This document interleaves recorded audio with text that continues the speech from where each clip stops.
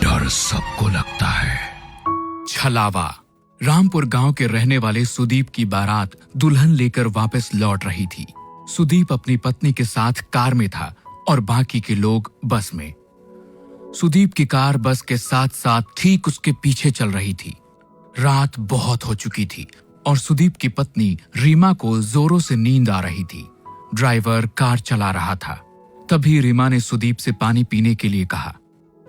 मुझे बहुत जोर से प्यास लगी है, पानी चाहिए। अरे रीमा, पानी तो खत्म हो गया है, अब क्या करें? गांव पहुंचने में तो अभी काफी देर लगने वाली है। लेकिन इतनी देर प्यासी कैसे रहूंगी? आप लोग परेशान मत होइए, यहाँ आगे एक जगह पानी मिल जाएगा। कुछ दूर जाकर ड्राइवर ने कार को रोक दिया। सड़क के किनारे एक हैंडपंप बना हुआ था। सुदीप कार से पानी लेने के लिए उतरने लगा। रीमा ने उसे कहा कि वो भी कार में बैठे बैठे थक गई थी और 2 मिनट के लिए उतरना चाहती थी। आप दोनों की अभी अभी शादी हुई है, हाथों में मेहंदी लगी हुई है, ऐसे में आधी रात को सुनसान जगह रुकना सही नहीं है। पानी मैं लेकर आता हूँ। लेकिन मुझे बाहर जाना था। शायद ड्राइवर भैया सही कह रहे हैं रीमा, हमें बाहर नहीं जाना चाहिए। ड्राइवर बाहर उतर गया और रीमा कार की खिड़की से बाहर देखने लगी। कुछ देर में ड्राइवर पानी लेने गया और पानी लेकर वापस आ गया। उसने पानी की बोतल रीमा को दे दी। रीमा ने जल्दी से पानी पी लिया। लेकिन इस बीच में बारात की बस जो अब तक आगे आगे चल रही थी वो दूर निकल गई और रीमा, सुदीप और ड्राइवर उस सुनसान रास्ते पर अकेले रह गए। ये देख सुदीप ने ड्राइवर से कहा कि वो कार को थोड़ा तेज चलाए ताकि बस के पास पहुंचा जा सके। ड्राइवर ने सुदीप की बात को मानते हुए कार को तेज चलाना शुरू कर दिया। लेकिन काफी देर के बाद भी कार बस तक नहीं पहुंच पाई। भैया 1 घंटा हो गया लेकिन अभी तक कहीं बस नजर नहीं आ रही है। इतनी दूर तो नहीं निकली थी, आखिर हो क्या रहा है? तभी रीमा की नजर सड़क के किनारे एक हैंडपंप पे पड़ी। उसने देखा कि ये वही हैंडपंप था जो कुछ देर पहले रास्ते में आया था और जहां से उन लोगों ने पानी लिया था, क्योंकि उस हैंडपंप का भी हैंडल टूटा हुआ था। ड्राइवर भैया, आप गलती से कार वहीं लेकर आ गए हैं। हाँ, मुझे भी ऐसा ही लग रहा है, लेकिन ये सब हो क्या रहा है? वो देखिए, हैंडपंप के पास कोई है, उससे पूछ लेते हैं। सुदीप, रीमा और ड्राइवर ने देखा कि एक बूढ़ा आदमी हैंडपंप से पानी भर रहा था। आप हमें यहाँ से रामपुर जाने का रास्ता बता सकते हैं? रामपुर तो 2 किलोमीटर पीछे छूट गया, तुम लोग वापस जाओ। नहीं, ऐसा नहीं हो सकता, हम वहीं से आ रहे हैं, वहाँ रामपुर गांव नहीं है। भाग जाओ यहाँ से, ये रास्ता बहुत खतरनाक है। यहाँ एक छलावा घूमता है, अगर तुम उसके चक्कर में फंस गए तो कभी यहाँ से बाहर नहीं जा पाओगे। ये सुनते ही ड्राइवर, सुदीप और रीमा बुरी तरह से डर गए। सुदीप वहां से कार लेकर निकला, लेकिन काफी देर हो गई और वो लोग उसी रास्ते पर घूमते रहे।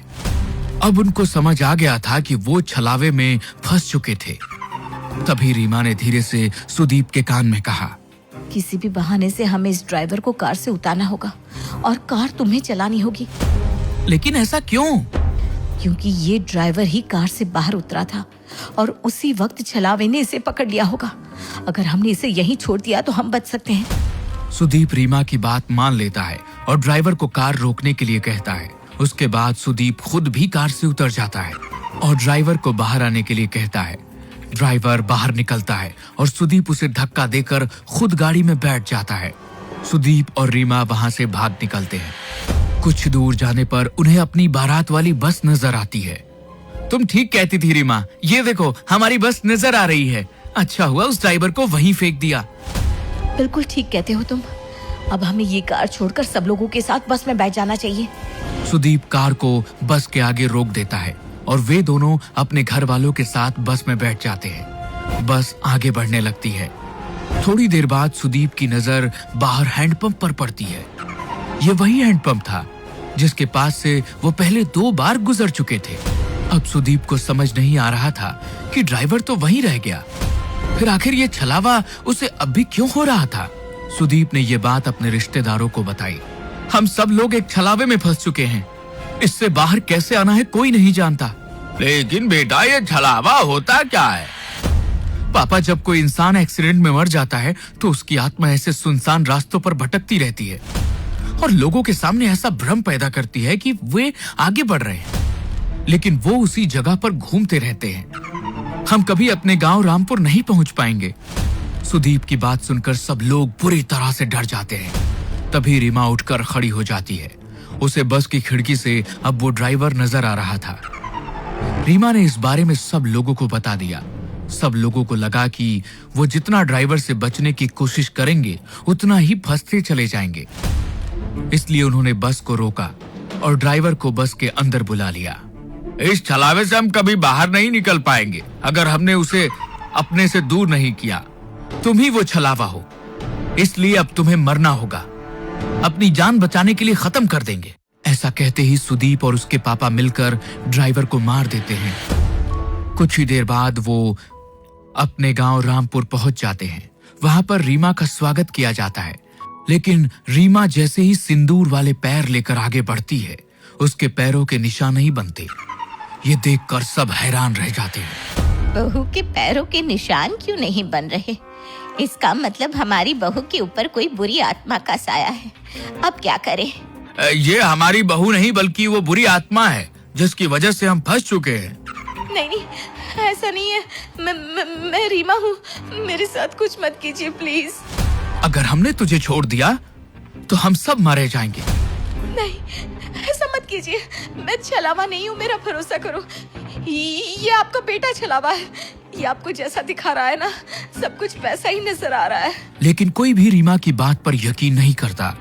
वो लोग उसे मारते नहीं हैं, लेकिन एक कमरे में कैद कर देते हैं। सुदीप के चाचा का बेटा राहुल ये सब कुछ चुपचाप देख रहा था। उसे लगा कि रीमा के ऊपर घर के सब लोग अत्याचार कर रहे हैं, इसलिए वो रात के वक्त उस कमरे में पहुंचा जहां रीमा को कैद किया गया था। तुम चिंता मत करो रीमा, मैं तुम्हें यहाँ से बाहर ले जाऊंगा। हाँ, प्लीज मेरी मदद करो। राहुल रीमा का हाथ पकड़कर उसे वहां से बाहर ले जाने के लिए निकलता है। तभी वहां पर परिवार के बाकी लोग आ जाते हैं। वो राहुल को वहां देखकर नाराज हो जाते हैं। ये तुम क्या कर रहे हो? मेरी पत्नी को कहां लेकर जा रहे हो? मेरी पत्नी का हाथ कैसे पकड़ा तुमने? आप लोग रीमा के साथ गलत कर रहे हैं। मैं उसे यहाँ से बाहर निकाल रहा था। तुम ऐसा नहीं कर सकते। आप मुझे नहीं रोक सकते। मैं रीमा को लेकर जाऊंगा। राहुल के इतना कहते ही सुदीप उसे धक्का देता है और राहुल दीवार से टकराकर वहीं गिर जाता है। उसके सिर से खून बहने लगता है। लेकिन तभी राहुल जैसा दिखने वाला एक और शख्स वहां आकर खड़ा हो जाता है। घर के लोग समझ ही नहीं पा रहे थे कि ये सब हो क्या रहा था। राहुल, तुम तो बेहोश हो गए थे। ये सब क्या हो रहा है? ये सब इस रीमा की वजह से हो रहा है। हमें इसका कुछ करना होगा। ठीक कहती हैं आप माँ। सुदीप आगे बढ़कर रीमा के बाल पकड़ लेता है और उसे खींचकर दीवार में धक्का देने की कोशिश करता है। रीमा झटके से दीवार से टकरा जाती है और तभी एक जोरदार चीख सबके कानों में सुनाई देती है। लेकिन यह चीख रीमा की नहीं बल्कि सुदीप की थी। रीमा ने पास में पड़े हुए एक डंडे से सुदीप के सर पर वार किया, जिसके वजह से उसके अंदर मौजूद छलावे का साया उसका शरीर छोड़कर बाहर निकल गया। सुदीप कुछ देर के लिए बेहोश होकर गिर पड़ा, लेकिन बाद में सब कुछ ठीक होने लगा। असल में छलावा और किसी के अंदर नहीं बल्कि खुद सुदीप के अंदर था। ये जैसा जैसा हमें दिखा रहा था वैसा ही नजर आ रहा था। लेकिन अब वो साया यहाँ से जा चुका है और अब कभी यहाँ वापस नहीं आएगा। लेकिन तुम्हें कैसे पता चला? मुझे इस पर शक हुआ क्योंकि मैंने ही कहा था शायद ड्राइवर छलावा है और इसने उसे मार दिया। उसके बाद इसने मेरे पैरों के निशान गायब करके सबका शक मेरे ऊपर डाला। लेकिन जब आप लोगों ने मुझे मारा नहीं बल्कि मुझे कमरे में बंद कर दिया। जब राहुल मुझे बचाना आया तो उसने मेरा हाथ पकड़ा ही नहीं था।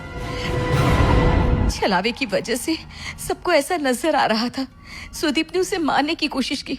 तब मुझे समझ में आ गया कि असली छलावा सुदीप के अंदर मौजूद था।